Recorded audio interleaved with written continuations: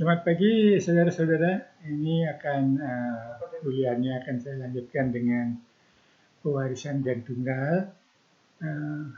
Penamaan ini juga dikenal dengan pewarisan Mendel karena Mendel itu adalah menjelaskan pewarisan gen tunggal. Jadi dari kepustakaan ini saudara bisa baca apa itu alel, apa itu heterozigot, dan apa itu homozigot. Jadi ketiga kata-kata ini akan berulang-ulang terus sampai nanti akhir kuliah ini. Jadi alel itu adalah bentuk alternatif dari gen. Ya. Satu berasal dari ayah, satu berasal dari ibu. Kromosom kita kan dua, jadi satu dari ayah dan satu dari ibu. Nah kalau heterozigot itu ada dual gen yang berbeda di dalam satu lokus. Nanti lokusnya itu akan saya jelaskan. Kalau homozigot itu dua gen identik dalam satu lokus. Misalnya dari ayah, dari ibu, atau yang heterozigot itu satu dari ayah, satu dari ibu, yang mana dominan, yang itu nanti akan muncul. Saya lanjutkan dulu ya. Nah ini adalah gambaran kromosom kita ya. Jadi sini ada beberapa kromosom X dan kromosom Y. Jadi kromosomnya itu dari nomornya 1 sampai 22. Kromosom 1 mempunyai bentuk tersendiri, kromosom 2 tersendiri. Demikian juga kromosom X dan kromosom Y itu mempunyai bentuk sendiri. Jadi dari bentuk-bentuknya ini nanti saudara harus bisa memahami bahwa yang saudara lihat itu adalah kromosom nomor berapa. Misalnya kromosom Y, ya seperti itu bentuknya. Ya. Saya lanjutkan dulu ya. Nah, penyakit genetik itu ada beberapa kategori di sini. Genetik kongenital, penyakit bawaan, tetapi bukan penyakit genetik. Nah, misalnya alkohol fetal syndrome. Nah, ini biasanya diderita oleh anak-anak yang baru dilahirkan, yang ibunya terus-terusan mengkonsumsi alkohol ya, sehingga nanti ada penyakit ya, tapi bukan penyakit genetik yang disebut kita alkohol fetal syndrome. Nanti mukanya berbeda dengan kita. Jadi itu mencirikan bahwa ibunya itu adalah pecandu alkohol. Ada yang genetik tapi bukan kongenital ya, dilahirkan, nanti tergantung gininya, kondisi dalam kehamilan itu bagaimana, misalnya Huntington disease, muscular dystrophy, ada Duchenne dan Becker. Dan penyakit yang lainnya ada genetik, ada kongenital. Jadi misalnya Down syndrome, yang di bahasa Balinya itu dibilang anak-anak yang olok-olok. Dia genetik, nah, tetapi juga kongenital. Ada pertanyaan sampai di sini? Ya, saya lanjutkan ya. Jadi penyakit genetik itu penyakit gen tunggal, multifaktorial, kromosom, mutasi, dan kanker. Jadi sekarang di sini saya hanya fokus kepada pewarisan gen tunggal atau Mendel. Nah, saya lanjutkan ya. Nah, ini ada beberapa istilah di sini yang saudara harus ketahui. Apa itu fenotip? Fenotip adalah bentuk luar atau karakter yang tampak pada satu individu. Misalnya rambutnya pirang, rambutnya lurus, hidungnya mancung, hidungnya pesek. Nah, itu fenotip. Kalau genotip itu susunan kode gen pada DNA yang mengkode karakter tertentu pada individu. Misalnya kromosom 1, di mana dia nanti kalau ada kelainan pada kromosom 1, kromosom 2, di mana nanti kalau ada kelainan pada kromosom nomor 2. Ya. Nah, kode gen ditulis dengan simbol, bisa kapital, bisa kapital huruf kecil, bisa kapital huruf. Nanti tergantung pada ya, bagaimana dia nanti ya, tampak. Ya, saya lanjutkan ya. Yuk, dia jalan dia.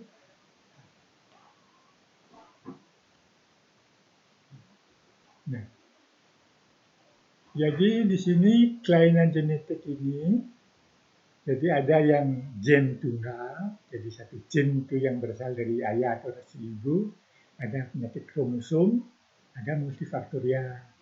Jadi misalnya gen tunggal itu penyakit mitokondria, mosaik, ya, genomic imprinting, Ini yang disebut juga uniparental disomi. Nanti kalau dari ibu ya diturunkan, dari ayah ya diturunkan. Misalnya ibunya rambutnya keriting, ya kalau anaknya nanti keriting rambutnya ya yang diturunkan melalui ibu dia ya, karena uniparental. Kalau lurus misalnya rambutnya, kalau ibunya keriting, bapaknya lurus, yang dari bapak dia diturunkan. Dia penyakit jantungnya. Nah, penyakit kromosom itu ada dua, autosom itu 1 sampai 22 dan seks kromosom itu X dan Y. Dan ada yang multifaktorial. Nah, nanti saudara cermati autosom itu apa, seks kromosom itu ada dua ya, laki dan wanita ya. Ada pertanyaan sampai di sini? Ya, kalau tidak saya lanjutkan ya. Nah, untuk menuliskan itu dalam konvensi Paris itu sudah ditentukan. Misalnya ini laki-laki ya, ya ditulis segi 4 gitu. Ini wanita ditulis bulat ya. Nah di sini laki-laki dengan anaknya ya, dia jadi sudah menikah, dia mempunyai anak ya. Nah ini laki-laki yang sakit ini, kalau sakit dia misalnya sakitnya itu bukan harus penyakit genetik, misalnya buta warna dan sebagainya. Ini wanita yang sakit ya. Nah ini jadi saudara ya. Jadi ini saudara dia ya. Nah ini jadi wanita laki-laki ini di apa masuk ke keluarga wanita dia seperti ini. Nah ini kalau ini dua gininya ya, garisnya ini perkawinan sedarah ini ya. Ya kalau ini dia wanita-wanita, dia anak kembar. Ya. Nah ini wanita yang meninggal, ini laki-laki yang meninggal, ini wanita yang sakit, ini laki-laki yang sakit juga ya. Nah, ini sumber-sumber PDP. Saya lanjutkan. Nah, jadi di sini alel ini ada yang bebas, wild type, ada yang homozigot, jadi berasal dari satu, ya, ibu, dari ayah, ada yang heterozigot, dari ayah, dari ibu, ada yang gabungan. Nah, ada yang dominan, di sini misalnya rambut ibu yang keriting, nanti muncul keriting anaknya itu, ya dominan giginya, keritingnya itu. Resesif itu, ya sama-sama gitu, ayahnya lurus, ibunya keriting, anak yang pertama lurus, anak yang kedua keriting itu ya sama-sama gini dia ya, sama-sama menan dia ya. Intermediate juga sama dengan resistif dan kodominan ini ya dia satu mengalah dia ya, jadi satu mengalah. Jadi mana yang lebih dominan itu yang dimunculkan. Nah biasanya dipilih di sini yang gen-gen yang bagus itu akan terus dikeluarkan, gen-gen yang sakit itu biasanya akan dihilangkan atau tidak diturunkan. Sehingga kita syukur bahwa kita nanti sehat-sehat semuanya. Jadi tidak ada yang sakit muncul. Ya kecuali nanti hal-hal yang tertentu itu ya bisa muncul ya. Ini aleletnya ya. Nah, pedigrinya jadi penurunan itu ada autosom dominan, ada autosom resesif, ada X dominan, ada X resesif dan ada I-link. Ya ini yang I-link ini misalnya laki-laki yang berkumis tebal itu berdada berbulu itu nanti akan diturunkan melalui ini. Kalau resesif ya namanya aja resesif bisa muncul bisa tidak dia ya. Kalau autosomnya itu 1 sampai 22 itu ya bisa muncul, bisa tidak muncul. Ya. Demikian juga terkait X ya. Jadi bisa muncul dan bisa tidak muncul. Nanti sangat tergantung kepada survival of life itu. Yang diturunkan itu yang terbaik oleh Yang Maha Kuasa. Jadi yang jelek-jelek itu disingkirkan. Saya lanjutkan saudara ya. Jadi dominan itu ya seperti gini.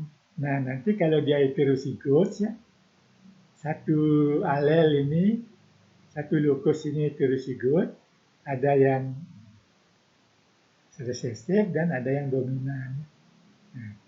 Nah, ini kalau terjadi mutasi misalnya pada yang ini yang resesif ini A kecil ini yang bisa terjadi ini dia yang dominan nanti ya. Yang dominan ini menjadi resesif itu karena mutasi dari. Jadi kalau gini ya ini namanya homozygotes ya. Jadi sama dia ya. Baik dari ayah atau dari ibu itu sama dominan dia ya. Ini sama-sama resesif ya. Dan ini mutasi yang dominan dan mutasi yang resesif. Ya, saya lanjutkan saja ya. Nanti sudah baca di textbook lagi. Nah, autosom persyaratan kapan dikatakan penurunan itu autosom dominan apabila memenuhi kriteria ini. Mengenai kedua jenis seks, diturunkan oleh kedua jenis seks, penderita mempunyai sekurang-kurangnya satu orang tua yang menderita. Ini kalau ini terpenuhi, 1, 2, 3 ini terpenuhi, penurunan ini, pewarisan ini bisa kita sebut sebagai autosom dominan. Ya, ini gambarnya ya. Ini yang wanita sakit ya. Istri yang sakit. Nah, dia mempunyai anak wanitanya ada yang sakit ya. Anak laki-lakinya juga ada yang sakit. Nah, anak laki-laki yang sakit ini menikah dengan wanita sehat, bisa dia menurunkan anak laki sakit dan bisa dia menurunkan wanita sakit. Nah, kalau sehat keduanya itu biasanya yang diturunkan itu sehat-sehat saja. Nah, ini dia mempunyai anak wanita yang sakit, nikah dengan laki-laki sehat, ya bisa nanti salah satu itu sakit. Jadi, biasanya karena dominan di sini wanita, jadi di sini yang sakit itu yang wanita. Ya, saya lanjutkan ya saudara ya. Nah, kapan dikatakan autosom resesif? Apabila kedua jenis seks terkena ya. Jadi mengenai kedua jenis seks, baik laki-laki atau wanita. Penderita biasanya lahir dari orang tua yang tidak sakit. Ya. Jadi orang tuanya sehat, ayah ibunya sehat, tapi lalu muncul penyakit ini.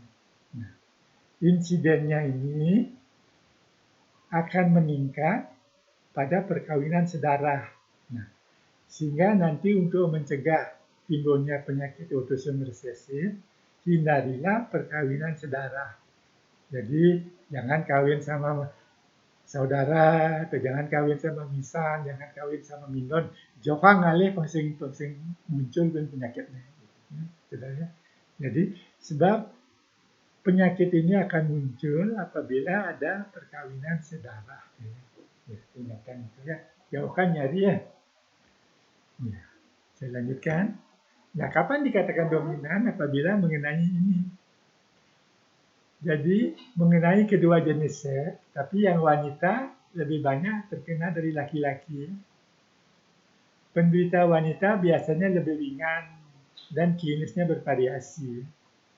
Penderita laki-laki, nah kalau dia penderitanya laki-laki, persyaratannya semua anak wanita harus sakit ya.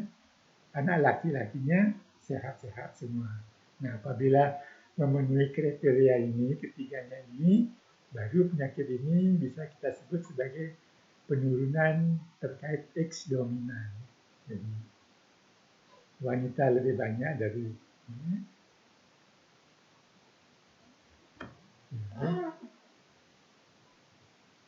Jadi, kalau yang laki-laki itu menderita, semua anak wanita sakit, tapi anak laki-lakinya sehat semua. Nah, ini kalau terkait X dominan.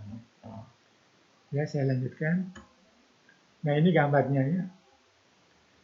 Laki-laki ini sakit, ya. Ketiga anak wanitanya sakit ya. Anak laki-lakinya sehat-sehat semuanya. Ya. Dan ini wanita ini nikah dengan laki-laki sehat, menurunkan anak laki-lakinya bisa sakit, anak wanitanya juga bisa sakit. Ya.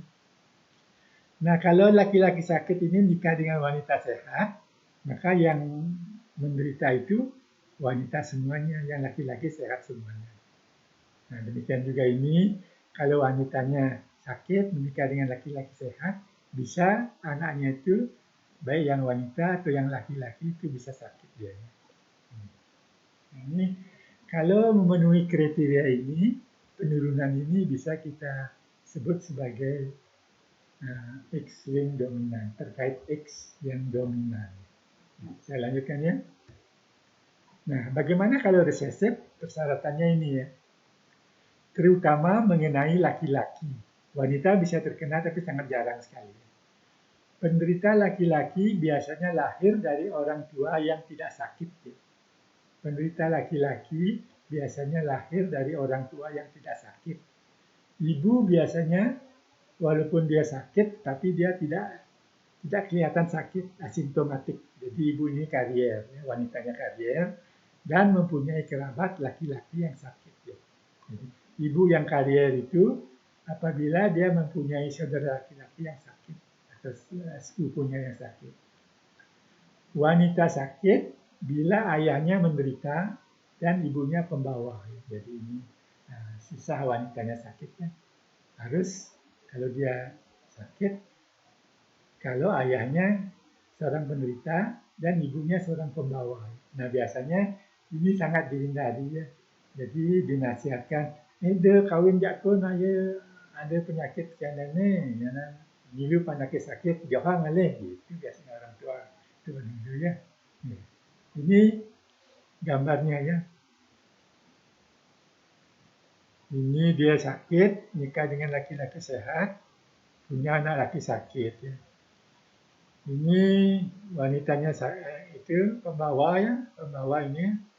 Ini kawin dengan laki-laki sehat, dia anaknya sakit. Ini wanitanya pembawa ya. Jadi apabila wanita pembawa atau karier, maka semua anak laki-lakinya sakit, anak laki-lakinya ada yang sakit, dan anak wanitanya bisa menjadi pembawa. Ya, saya lanjutkan. Nah, bagaimana mendeteksi? Nah, apabila penurunan itu autosom dominan, resesif atau terkait X, ini gambarnya ya saudara ya. Jadi yang saya isi tanda panah ini itu pembawanya ya. Jadi janganlah nikah dengan anak laki-laki.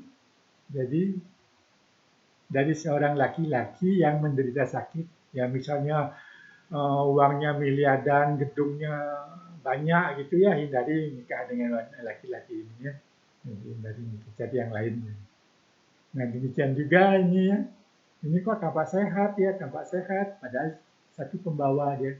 Nah apabila ini seperti ini, sakit, laki-laki sakit, maka hindarkanlah menikah dengan wanita ini atau laki-laki ini.